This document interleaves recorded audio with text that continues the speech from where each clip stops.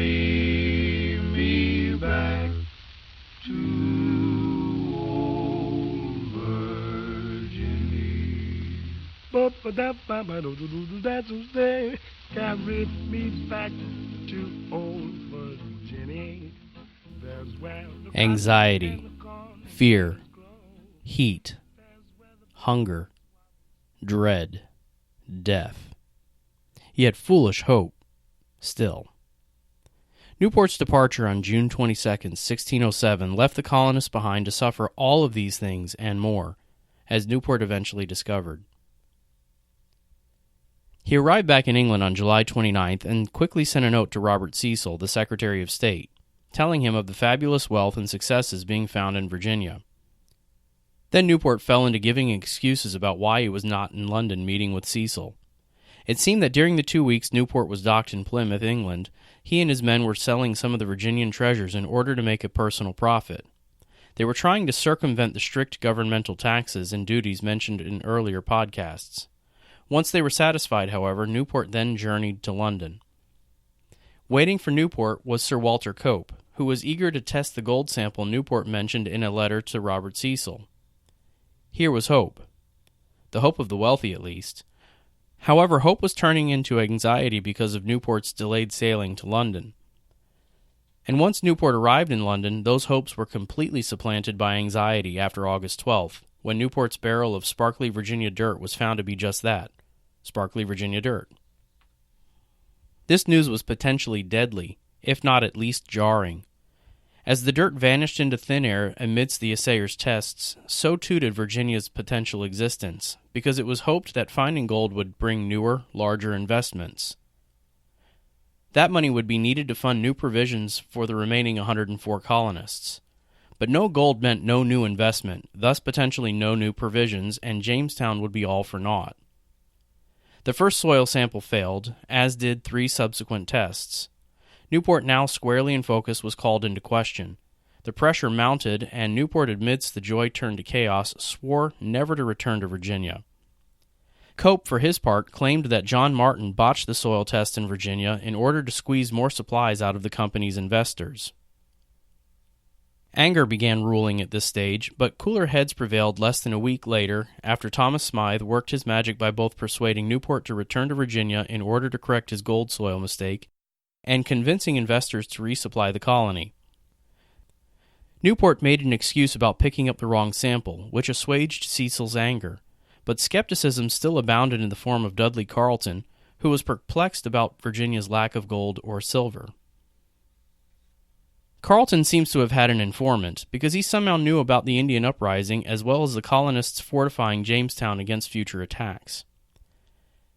Even though colonists were forbidden to write negative letters, the truth still somehow made it across the Atlantic, though for the most part, that truth fell upon deaf ears.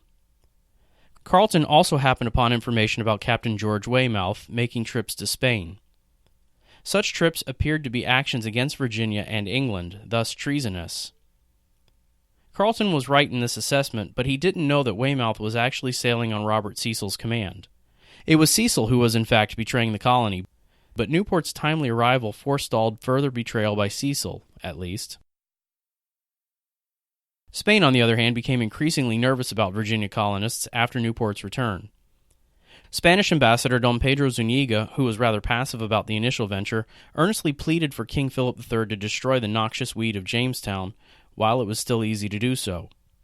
Zuniga's about-face from indifference to extreme concern hinges upon the fact that he also had inside information. He had a spy. But history has no record of who that spy was, though theories do abound, and they all center on Catholic plots against the Protestant King James. Zuniga's spy leaked information that Newport's supply mission was readying a return trip to Virginia in August 1607 with 120 new colonists. He was frightened and once again implored Philip to destroy Jamestown, especially in Zuniga's words, quote, "It is thoroughly evident that it is not their desire to people, but rather to practice piracy, for they take no women, only men." This time Philip heeded Zuniga's plea, but he chose to use diplomatic channels to handle the colony.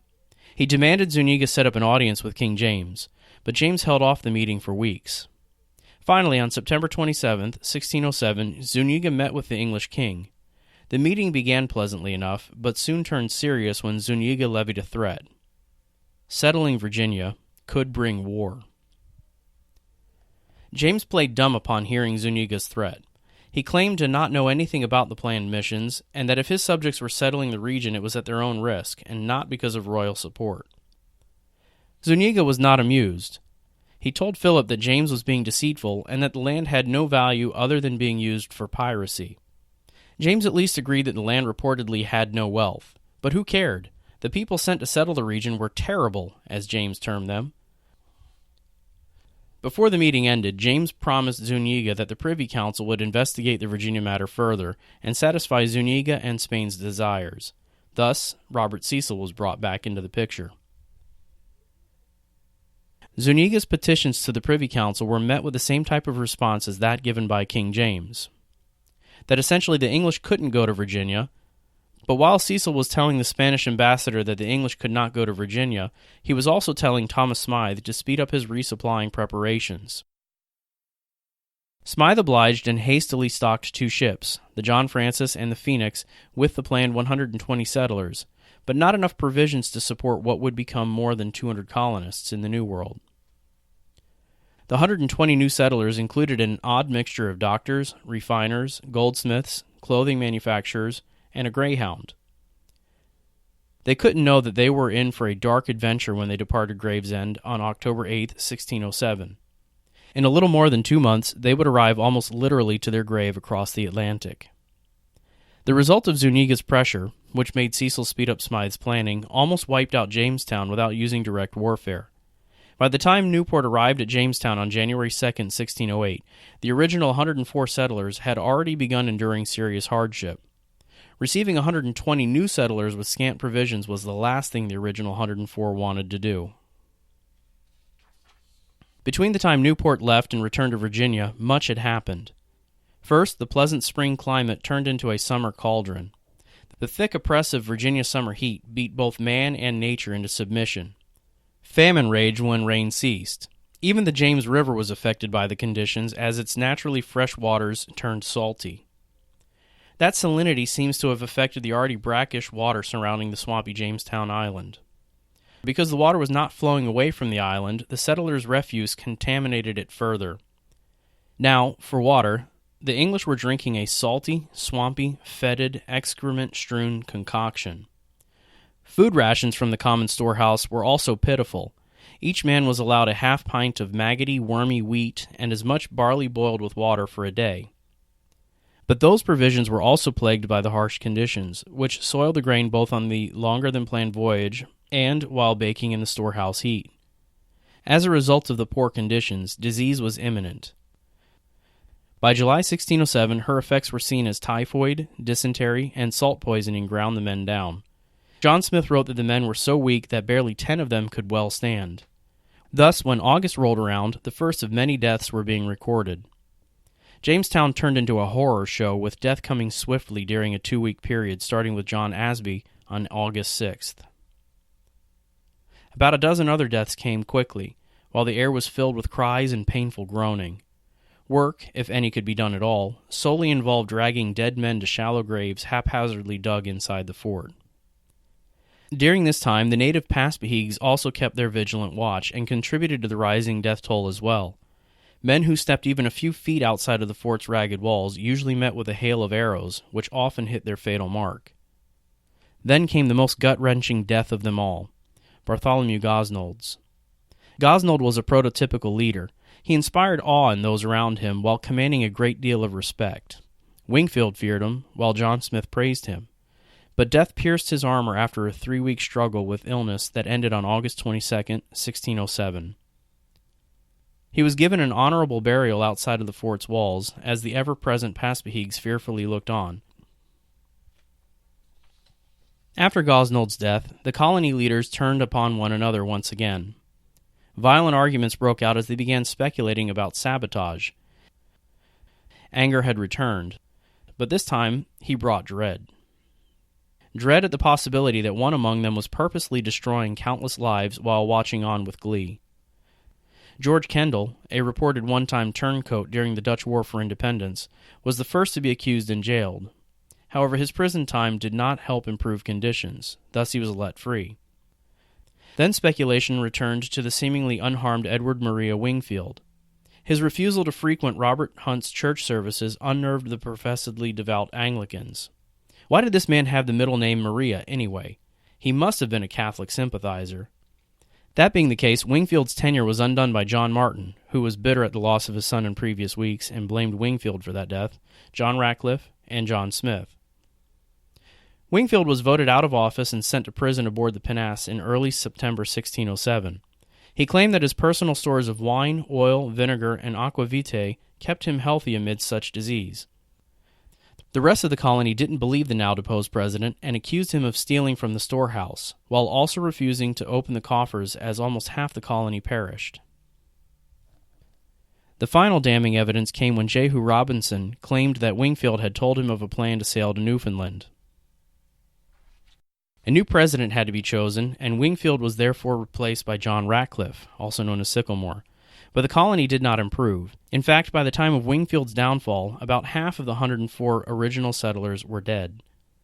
According to John Smith, both Ratcliffe and John Martin proved to be, quote, little beloved, of weak judgment in dangers, and less industry in peace. They were worse than Wingfield. Ratcliffe was also accused of being a spy during this power transition, as chaos completely dominated the dying men. It seems that a plot to oust Ratcliffe and restore Wingfield to the presidency centered upon one James Reed. Reed was accused, who then said that he'd strike the president with his sledgehammer. Ratcliffe, upon hearing this, was not amused. He hastily tried, found guilty, and sentenced Reed to be hung. But while having the noose placed around his neck, Reed begged for an audience with Ratcliffe. That audience was given, in which Reed accused George Kendall of the plot. Reed was therefore pardoned, and Kendall was imprisoned alongside Wingfield on the pinnace.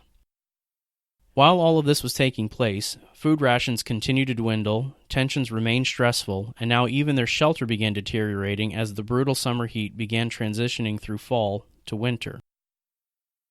Work also was not encouraged by the conditions, which resulted in the colonies grinding to a standstill. The stage was now set for a young, brash man to step into the fray and take over. It was John Smith's turn to guide the failing colony, and whether one likes him or not, without Smith, Newport would not have had a colony to return to had the upstart not boldly and decisively acted. He took the late Thomas Sudley's place as Cape Merchant, and Jamestown's history would be forever changed. Thank you for your continued support of the Virginia History Podcast. If you like what is being produced, please subscribe to the podcast on iTunes or Stitcher. Like us on Facebook, and visit the website at vahistorypodcast.com.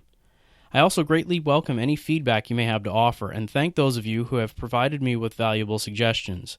Join me next time as we take a closer look at perhaps the most well-known, but most often lied about story of Jamestown, John Smith's being saved by young Pocahontas.